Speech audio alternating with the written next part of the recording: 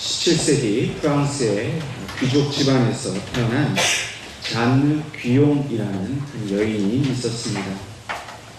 이 여인의 부모님은 늘 사교계 활동으로 바빴고 또 자선 사업에 힘쓰고 있었습니다. 그래서 이 어린 이 귀용에게 충분한 그 부모로서의 사랑과 관심을 주지 못했습니다. 뿐만 아니라 이 귀용이 16살 되었을 때에 그녀의 부모가 22살이나 나이가 많고 또 돈이 많은 이 상위 군인에게 이 여인을 시집 보내었습니다. 시집살이는 매우 힘들었습니다. 시부모님과 남편에게 많은 고통을 받았습니다. 이 귀용 부인은 마치 하녀처럼 그 집에서 천대를 받고 또 괴롭고 고단한 그런 삶을 살게 되었습니다. 그러나 이 고통 속에서도 귀용 부인은 그 하나님께 대한 순전한 사랑을 지키고 있었습니다. 하나님께 대한 믿음, 그것을 온전히 붙들고서 이 고난의 삶을 이겨내고 있었습니다. 당시 이 프랑스의 이 가톨릭 교회와 또 사제들은 매우 부패하였습니다. 그래서 이 영적인 암흑기를 이 프랑스 교회가 맞이하고 있었습니다. 귀용 부인은 28세에 남편과 사별을 하면서 이러한 모든 고통으로부터 벗어나게 되었습니다. 그런데 그것도 잠깐 곧 이 프랑스 가톨릭 교회로부터 이 귀용 부인이 핍박을 받게 되었습니다. 이 핍박을 받게 된 이유는 두 가지 정도가 있습니다. 첫 번째는 이 귀용 부인이 예수 그리스도에 대한 믿음만으로 하나님 앞에 의로워진다라고 말하였기 때문입니다. 당시 이 프랑스 가톨릭 교회는 예수 그리스도를 믿음으로만 의롭게 되는 것이 아니라 자신의 선행이나 자신의 노력 또는 성모 마리아나 다른 성인들을 통해서도 의롭게 될 수 있다고 가르쳤기 때문입니다. 두 번째로 이 귀용 부인은 하나님 앞에 직접 나아가서 예수 그리스도의 이름만으로 기도해야 한다고 말을 했습니다. 이 역시도 당시 프랑스 가톨릭 교회가 받아들일 수 없는 얘기였습니다. 가톨릭 교회는 오직 사제를 통해서만 하나님 앞에 나아갈 수 있고 기도할 수 있다고 가르쳤기 때문입니다. 이런 교리적인 차이, 이런 신앙에 대한 그 차이 때문에 프랑스 교회는 이 귀용 부인을 핍박하기 시작했습니다. 그래서 귀용 부인을 이교도라 부르고 또는 신비주의자라 부르고 또는 심지어는 마녀라고 이 여인을 정죄하였습니다. 결국 이 귀용 부인은 프랑스 교회를 통해서 바스티유 감옥의 높은 그 철탑 위에 갇히게 되었습니다. 그리고 오랜 시간 동안 그 철탑에 갇혀서 자유를 다 잃어버리게 되었습니다. 비록 그 몸은 감옥에 갇혔지만은 귀용 부인은 한순간도 하나님께 대한 사랑을 포기하지 않았습니다. 오히려 그 철탑에 갇혀서 많은 믿음의 글들을 써 내려가기 시작했습니다. 훗날 이 귀용 부인의 글들이 책으로 모아졌고 이 후세 사람들에게 이것이 전해졌는데 그 중에 앤드류 머레이라든지 요한 웨슬레 또 허드슨 테일러 같은 그 위대한 신앙인들에게 이 귀용 부인의 글은 직접적으로 큰 영향을 미치게 되었습니다. 이러한 귀한 믿음을 가진 이 귀용 부인이 남긴 그 글 중에 한 부분을 제가 소개하도록 하겠습니다. 주님께서 침묵하실 때도 여전히 주님을 신뢰하고 사랑하는 성도를 주님은 사방에서 찾고 계신다. 그런 충성스러운 영혼을 찾으시면 침묵의 시간이 지난 후에 그분의 자녀의 충성스러움에 상을 주신다. 풍성한 선하심과 부드러운 사랑의 돌보심을 그에게 부어주신다. 그러나 당신이 꼭 이해해야 할 것이 있다. 당신에게 영적인 메마름의 시기가 있을 것이다.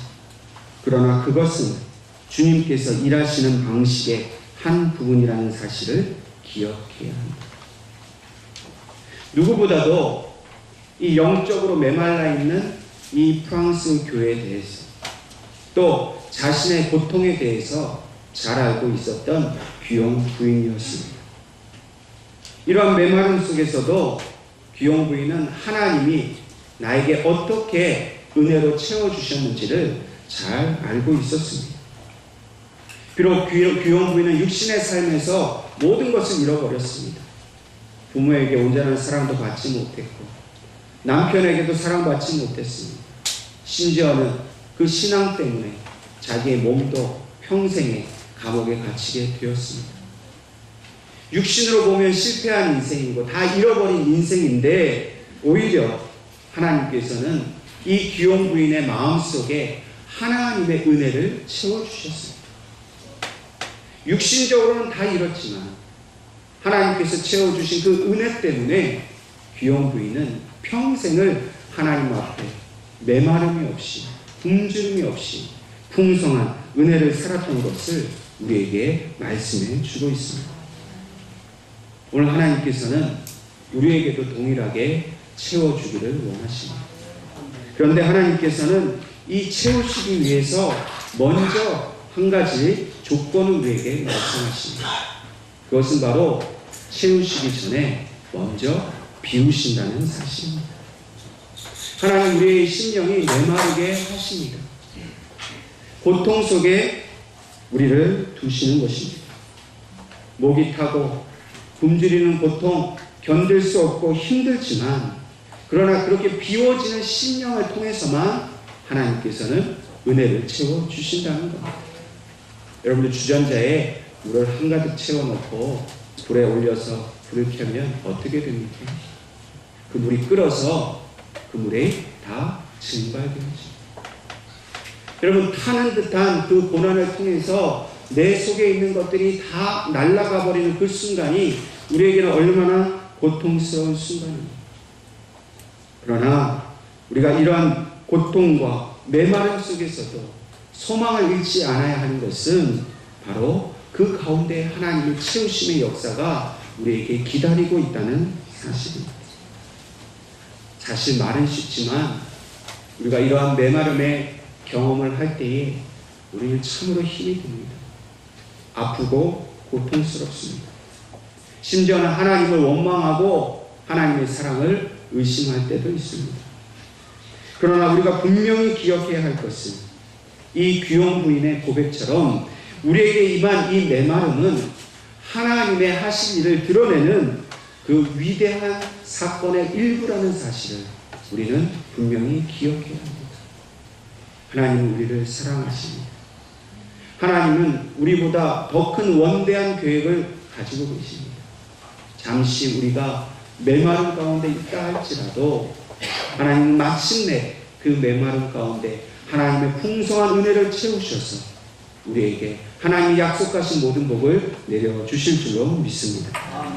오늘 본문 말씀에는 우리가 잘 아는 엘리야가 등장하고 있습니다. 우리가 엘리야 하면 제일 먼저 생각나는 것이 바로 갈멜산에서 바알의 선지자들과 아세라 선지자들과 함께 대결을 벌인 사건입니다. 위대한 승리의 사건이었습니다. 그런데 이 위대한 승리가 있기까지 그 이전에 또 한 가지 사건이 있었는데 바로 본문이 그것을 우리에게 말씀해 주고 있습니다. 엘리야가 등장하고 있는 이 시대는 아합 왕이 다스리는 시대였습니다. 그런데 이 아합 왕은 하나님 앞에 매우 크게 악행한 사람이었다라고 성경은 기록하고 있습니다. 열왕기상 16장 30절 말씀에 오므리의 아들 아합이 그의 이전의 모든 사람보다 여호와 보시기에 악을 더욱 행하여 라고 말씀하고 있습니다. 여러분 이스라엘의 왕들은 하나님 앞에 크게 범죄하였습니다. 하나님을 섬기는 일보다 우상을 섬기고 백성들을 힘들게 만들었습니다. 수많은 왕들이 그렇게 하나님 앞에 책망받고 그렇게 악행을 저질렀는데 이 아합 왕은 그러한 왕들보다도 더 크게 악을 행했다 그렇게 말씀하십니다. 그러니 얼마나 하나님 앞에 진노와 저주를 받았겠습니까? 또한 아합은 시돈 사람의 그 왕인 엣바알이라는 사람의 딸인 이세벨을 아내로 삼았습니다. 이 아내를 삼은 것만 문제가 아니라 그 아내를 통해서 바알의 신전을 세워놓고 거기에 바알을 제사하기 위한 제단을 쌓았습니다. 뿐만 아니라 아세라 상도 그 신전에 세워놓았습니다. 이 바알과 아세라는 무엇을 말하냐면 바알은 풍요의 신입니다. 이스라엘은 전통적으로 처음부터 여호와 하나님을 섬겼어야 했습니다. 근데 왜 이들이 하나님을 버리고 바알을 섬기게 되었는가? 하나님은 광야의 신이었습니다. 메마름의 신이었습니다. 하나님이 율법을 주셨고 그들이 그 고난 가운데 광야길로 하나님만 보고 살아오도록 했습니다. 그런데 이스라엘 백성들이 이제 그건 싫은 겁니다. 더 이상 광야에서 하늘에서 떨어지는 만나 먹는 거, 어렵게 물을 얻어먹는 거, 그게 싫은 겁니다. 근데 바알 신은 풍요의 신이라서 바알 앞에 와서 제사를 드리고 절만 하면은 마음껏 복을 주는 겁니다. 돈도 많이 벌고 자녀들도 가져가고 자기 육신의 만족을 위해서 필요한 모든 것은 그 바알이 다 준다라는 그런 신앙이 생긴 겁니다. 그러니까 하나님이 싫은 겁니다. 하나님 믿어봤자 맨날 고난만 당해야 돼요. 힘드니까.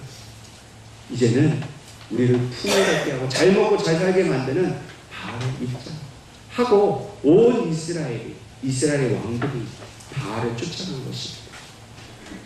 아세라는 다산의 그 성신입니다.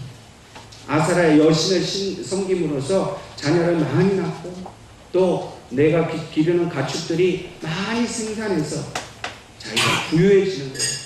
그것을 바라는 것이 바로 이 이스라엘 백성들의 거짓된 우상 숭배의 마음이었습니다. 이러한 바알과 아세라를 섬기는 것은 하나님께서 너무나 싫어하시는 일이었습니다. 그런데 이 아합 왕 때에 이 바알 신앙과 아세라 신앙이 최고로 극에 달했다는 겁니다. 한마디로 영적으로 완전한 암흑기에 빠졌습니다. 이러한 아합의 악행에 대해서 하나님께서 오늘 엘리야를 부르시고 그에게 가뭄을 선포하게 하셨습니다. 왜 그랬겠습니까? 이 바알 숭배 신앙을 버리라는 겁니다. 영적인 암흑기에서는 모든 사람이 죽을 수밖에 없습니다.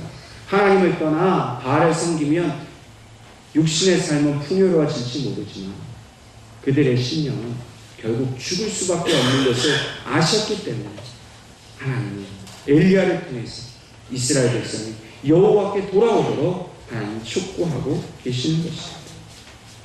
열왕기상 17장 1절 말씀을 보면 길라앗에 우거하는 자 중에 디셉 사람 엘리야가 아합에게 말하되 내가 섬기는 이스라엘의 하나님 여호와께서 살아계심을 두고 맹세하노니 내 말이 없으면 수년 동안 비도 이슬도 있지 아니하리라. 엘리야는 이 아합 왕에게 가서 하나님의 진노와 저주의 말씀을 전했습니다.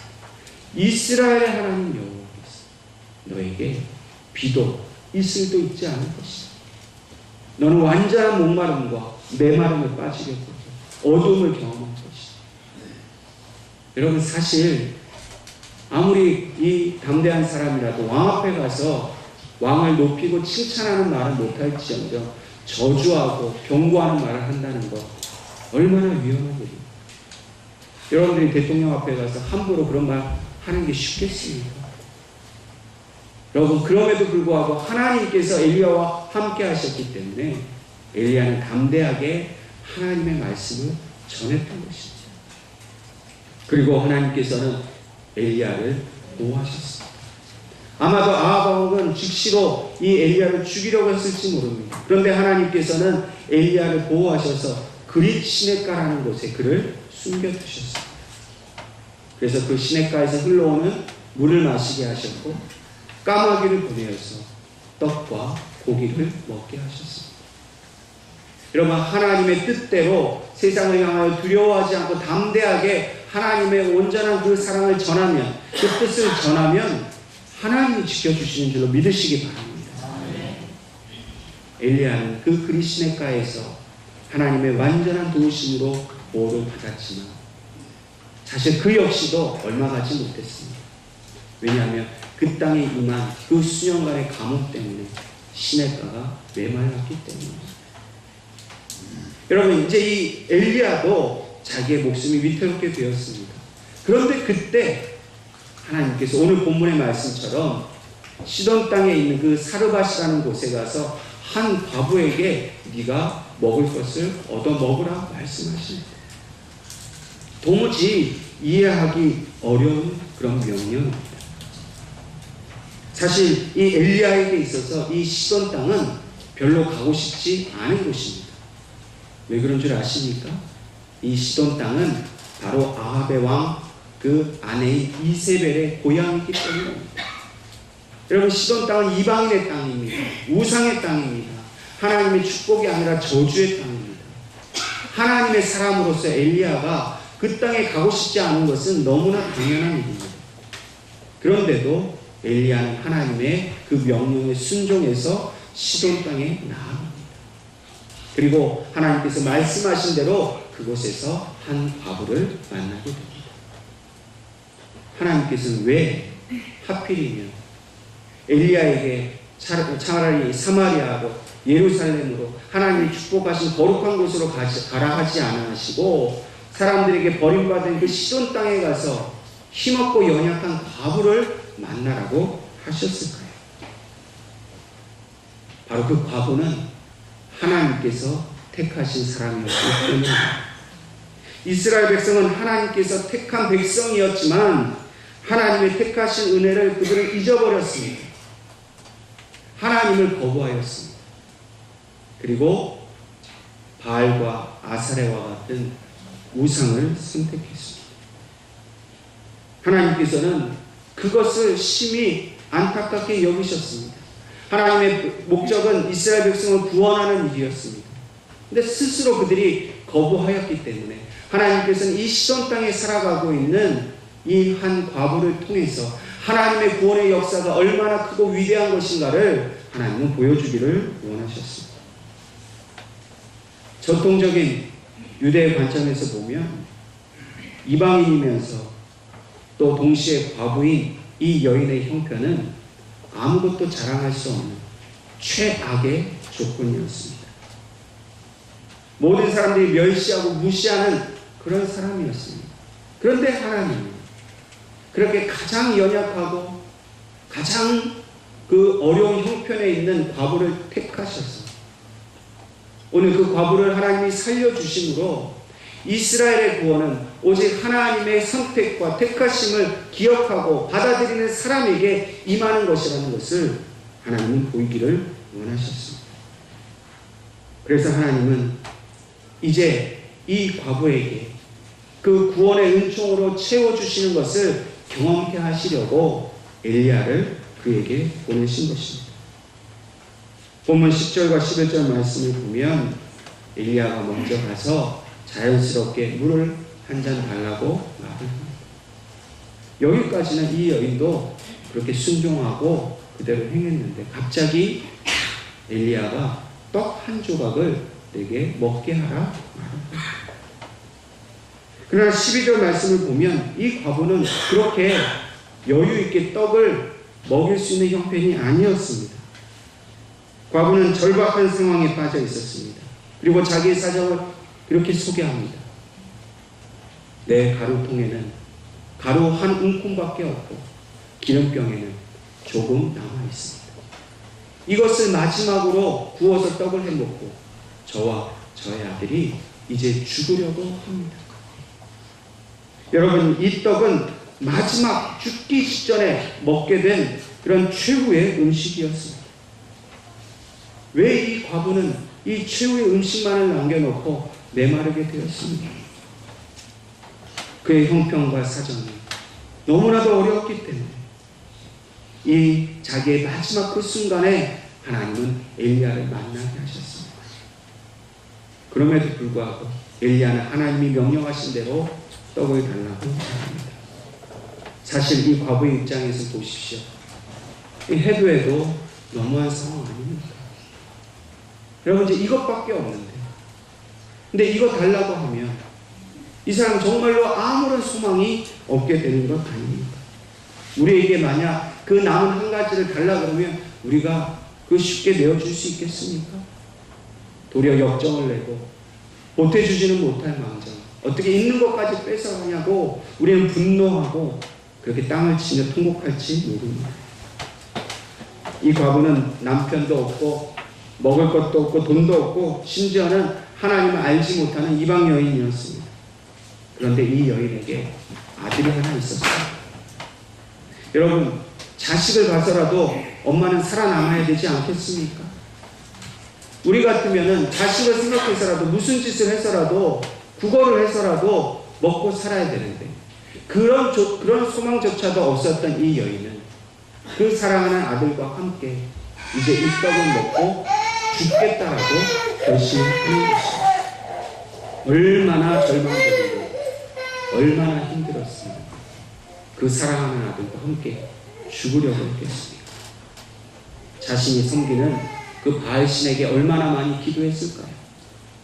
기도하고 제사 잘 드리면 돈도 많이 벌고 풍요롭게 할 거라 믿고 그렇게 평생을 섬겼는데도 그 바알신에게조차도 버림받았다라는 그 생각 때문에 이 여인은 완전한 소망을 잊고 죽음을 준비하고 있었던 것입니다.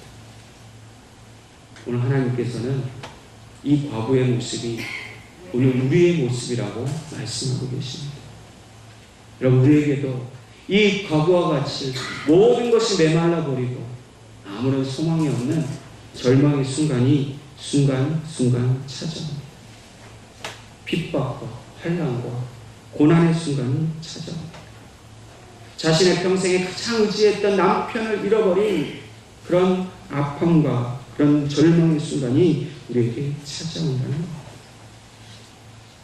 이 여인의 형편을 아신 하나님이 엘리야를 통해서 두려워하지 말라 말씀하십니다. 그리고 하나님의 그 음성을 들려주었습니다. 13절과 14절 말씀처럼 이 마지막 떡을 내게 먼저 가져오면 하나님께서 지면에 비를 내리시기 전까지 너의 집에 가루통에 가루가 떨어지지 않고 기름병에 그 기름이 떨어지지 않을 것이라 말씀하셨습니다. 여러분, 이 가뭄은 하나님의 진노의 가뭄이었습니다. 이 가뭄으로서 누구도 구원받을 수 없었습니다. 그런데 딱 한 사람, 사르밧 과부만 하나님의 구원을 얻게 되었습니다. 여러분, 이 시대 많은 사람들이 하나님을 거부하고 자기의 풍요로움을 따라서 잘 먹고 잘 살기 위해서 하나님을 버리고 예배하는 시간, 기도하는 시간을 외면하고 산으로 들러 떠나는 이 시대, 하나님께서 오늘 여러분을 사르밧 과부와 같이 주목하시고 여러분을 택하셔서 오늘 이 예배를 통해서 여러분들의 가정에, 그 여러분들의 심령에 하나님의 은혜가 결코 마르지 않고 떨어지지 않는 그런 복을 주실 줄로 믿습니다. 여러분, 그렇게 하려면 어떻게 해야 합니까? 그 마지막 떡을 하나님 앞에 드려야 됩니다. 여러분, 이것밖에 없다고, 이거라도 내가 먹고 살겠다고 하지 말고 여러분들의 그 남은 헌신, 마지막 헌신, 하나님 이것만은 안 됩니다 하지 마시고, 이것만은 절대 하나님께 드릴 수 없다라고 생각하는 그것까지도 하나님 앞에 드려보십시오. 그것 드리면 하나님은 여러분들의 그 절망을 소망으로 바꿔주십니다. 여러분들의 고통과 그 메마름을 하나님의 풍성한 은혜로 채워주십니다. 그렇게 하시려고 하나님 우리를 부르셨습니다. 그렇게 하시려고 오늘 엘리야를 만나게 하신 겁니다. 여러분, 이 여인이 떡을 그 엘리야에게 주었다는 것은 자기가 가지고 있었던 바알 신앙을 이제 버렸다는 겁니다. 이스라엘의 하나님이 여호와의 사람을 받아들이고 그에게 자기의 모든 남아있는 생명을 드림으로 하나님을 그가 받아들인 겁니다. 여러분, 바알 신앙을 버리십시오. 돈이면 다 되고 지식이면 다 되고 힘 있으면 다 된다 생각하는 바알 신앙을 버리십시오. 하나님은 이 바알 신앙을 버리게 하시려고 이 여인을 굶주리게 하시는 거예요. 여러분, 우리가 왜 환난을 당합니까? 어려움을 당합니까? 우리가 세상을 사랑하는 마음, 물질 사랑하는 마음, 돈 있어야 된다, 힘 있어야 된다 생각하는 그 모든 마음을 다 버리게 하시려고 하나님은 우리에게 메마름을 주신 거예요. 그리고 그 남아있는 그 마지막을 그 헌신 하나님 받으셔서 이제는 여호와 하나님으로만 살아갈 수 있는 은혜를 우리에게 주신 것입니다. 잃어버려야 채우십니다. 비워야 채우십니다. 우리는 자꾸만 비우지 않으려고 하고 끝까지 욕심을 붙들고 있는 그것 때문에 우리가 하나님의 은혜를 받지 못하는 거예요. 오늘 이 예배를 통해서 여러분 헌신하고 결단할 수 있기 바랍니다. 하나님만 채우실 수 있는 거예요. 모든 사람들이 감옥 속에 고통을 당했습니다. 한 여인만 구원받았습니다. 오늘 하나님께서는 예우교회 모든 성도 여러분들을 택하셔서 하나님의 그 넘치는 풍성한 구원의 은총을 부어주실 줄로 믿습니다. 하나님은 엘리야와 같은 하나님의 사람을 우리에게 보내주시겠다 약속하고 계십니다. 저주받은 이방인의 땅에 그 한 과부를 주목하시듯이 오늘 이 땅에서 아무도 알아주지 않는 우리들을 하나님은 주목하고 계십니다.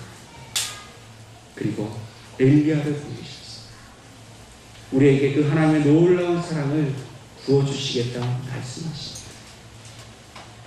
구약의 마지막 책인 말라기를 보면 하나님께서 엘리야를 이 땅에 보내시겠다 약속하셨습니다. 여러분, 그 약속대로 이 땅에 오신 분이 바로 예수 그리스도입니다.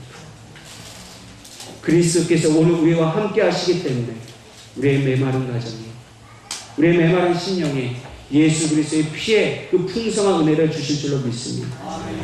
주님을 영접하십시오. 주님의 말씀을 따라가십시오. 교회는 다니고 예수를 믿는다고 하지만 여전히 세상의 논리를 쫓아가고 바알을 쫓아가고 아세라를 쫓아가는 그 신앙을 버리십시오. 그리고 오직 하나님, 오직 예수님만 붙들고 살아가시면서 그 주님께서 주신 세상에 도무지 줄 수 없는 그 풍성한 은혜를 누리시기를 주님의 이름으로 축원합니다.